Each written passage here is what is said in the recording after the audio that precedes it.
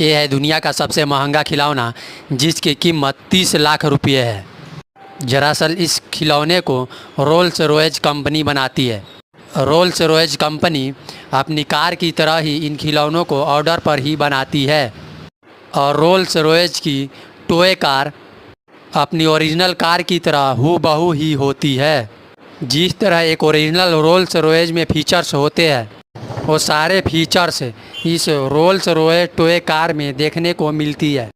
इस कार को ऑपरेट करने के लिए एक मोबाइल जैसा रिमोट भी होता है जिसे आप इसे आसानी से चला सकते हैं।